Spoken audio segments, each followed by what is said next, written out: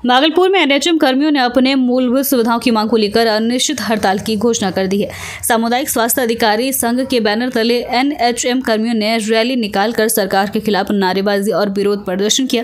आंदोलन कर रहे कर्मियों ने अस्पताल में मूलभूत सुविधाएं नहीं होने पर कार्य में हो रही परेशानी और एनएचएम को अब तक नियमित नहीं किए जाने का आरोप बिहार सरकार पर लगाया गया है। वहीं भागलपुर के सभी एनएचएम कर्मियों द्वारा अनिश्चितकालीन हड़ताल की घोषणा के बाद से आम लोगों को अस्पताल में काफी परेशानियों का सामना करना पड़ रहा है। एनएचएम कर्मियों की सरकार से मांग है कि समान काम के लिए समान वेतन भी होना चाहिए। फेशियल अटेंडेंस सिर्फ एनएचएम कर्मियों के लिए ही नहीं बल्कि सबके लिए लागू होना चाहिए। साथ ही दैनिक मानदेय और भत्ता में बढ़ोतरी होनी चाहिए। वहीं इन कर्मियों के हड़ताल पर जाने से आरआई, एनसीडी, टीईएलआई, मेडिसिन, आरसीएफ सहित उप स्वास्थ्य केंद्रों पर ओपीडी सेवा बंद हो गई है, जिससे अस्पताल आने वाले मरीजों को काफी परेशानियों का सामना करना पड़ रहा है, जिसमें कि हम लोगों को 3 बार अटेंडेंस देना पड़ रहा है। एक बार 9 बजे, एक बार 5 बजे और बीच में किसी भी टाइम। और हम लोगों का जो पोस्टिंग है वो ग्रामीण इलाके में, जहाँ की नेटवर्क की बहुत असुविधा होती है, नेटवर्क नहीं मिलता है। तो अगर हम लोग वहाँ लेट से पहुँचते हैं तो हमारा वेतन भी काट लिया जाएगा और हमें अनुपस्थित माना जाएगा।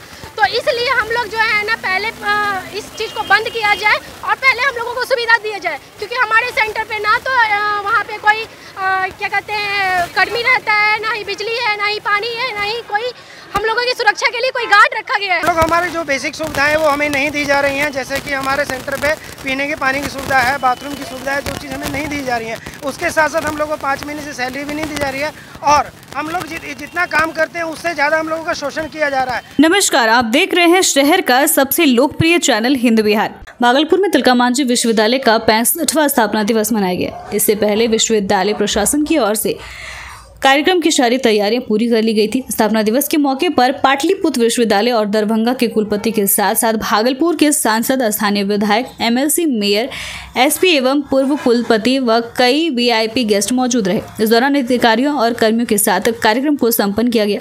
कुलपति प्रोफेसर जवाहरलाल ने बताया कि स्वतंत्रता सेनानी की देन है भागलपुर का तिलका मांझी विश्वविद्यालय।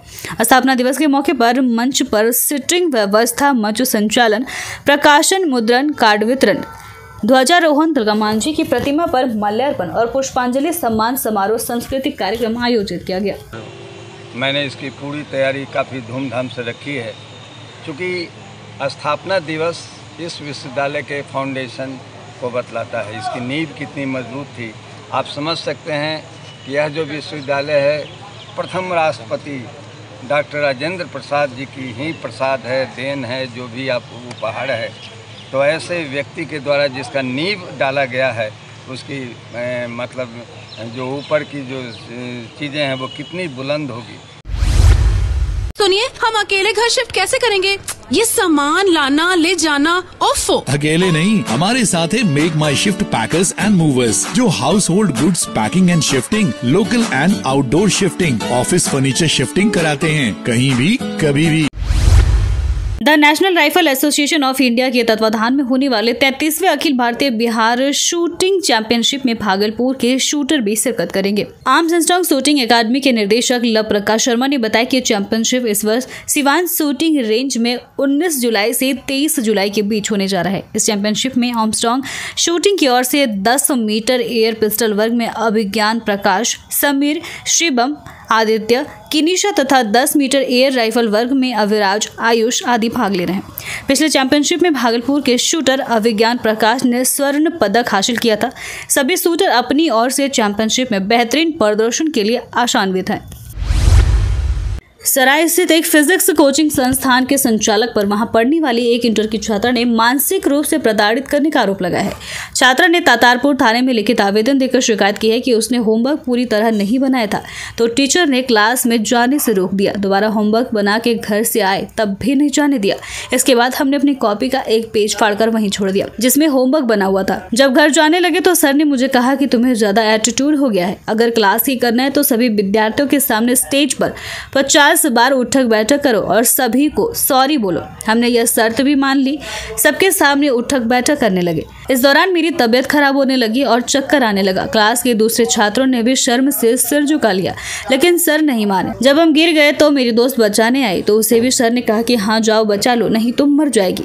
इसके बाद हम लोग वहाँ से निकल गए। इस घटना के बाद मानसिक रूप से मैं बहुत परेशान हो गई हूँ और दोबारा क्लास जाने में भी डर लग रहा है। छात्रा की शिकायत के बाद पुलिस ने टीचर को भी बुलाया और थाने में माफीनामा लिखवाया कि आगे इस तरह की घटना नहीं होगी। पर थाने में भी पुलिस की मौजूदगी में टीचर का व्यवहार बेहद सख्त और अमर्यादित था। मानसिक रूप से वहां भी वह प्रताड़ित कर रहे थे। वहीं कोचिंग वर्ल्ड ऑफ फिजिक्स पहुंचे, वहां पर उनका पक्ष जानने की कोशिश की गई, लेकिन इस पूरे मामले पर उन्होंने सिर्फ इतना ही कहा कि हम टीचर हैं, बच्चों को अगर मारेंगे नहीं तो वह पढ़ाई कैसे करेगा। इस संबंध में मुझे कुछ नहीं कहना है। कल हम गए फिजिक्स क्लास, 10 बजे हम लोग का बैच होता है। हम गए, होमवर्क नहीं बनाए थे, 2 होमवर्क मिला था, 1 बनाए थे होमवर्क।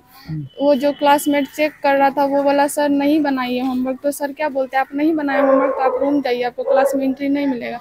हम रूम आ गए, फिर से यहाँ से होमवर्क बना के गए तो वो सर क्लास जा चुके थे बट हमको एंट्री नहीं दिए। क्या बोलते हैं नहीं जाने मिलेगा आपको। हम बोले प्लीज़ सर हमको जाने दीजिए, हम होमवर्क बना के आ गए।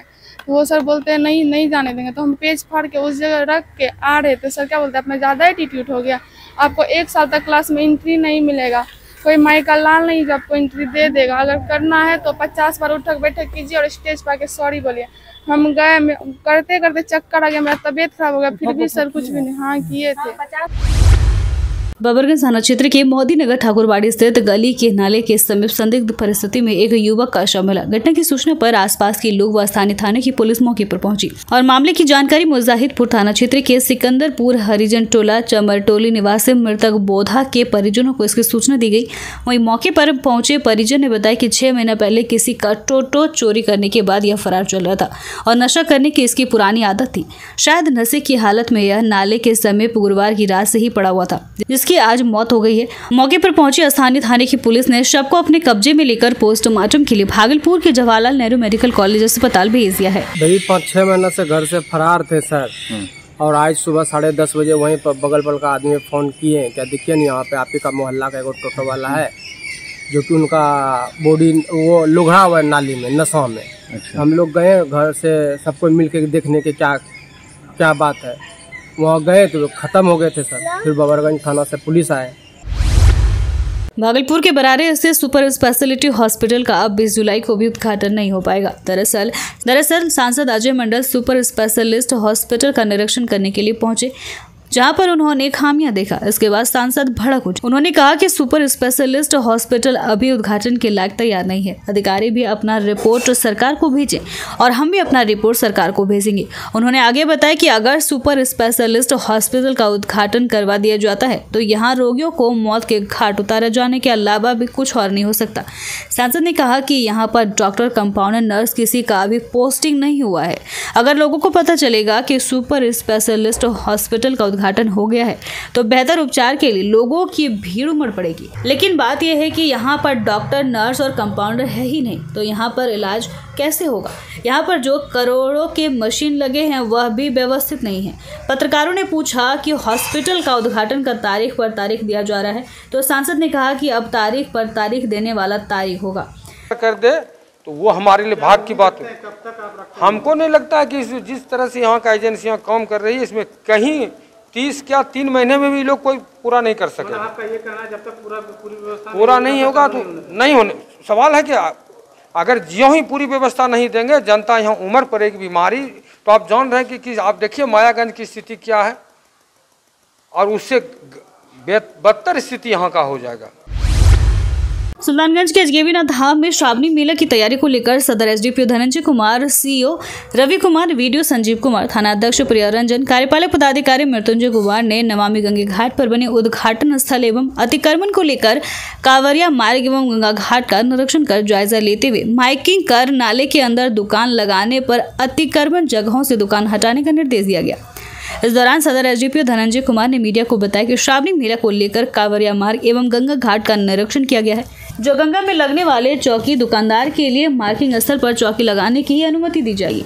चोरी की घटना को लेकर हाई क्वालिटी का कैमरा लगाया जाएगा।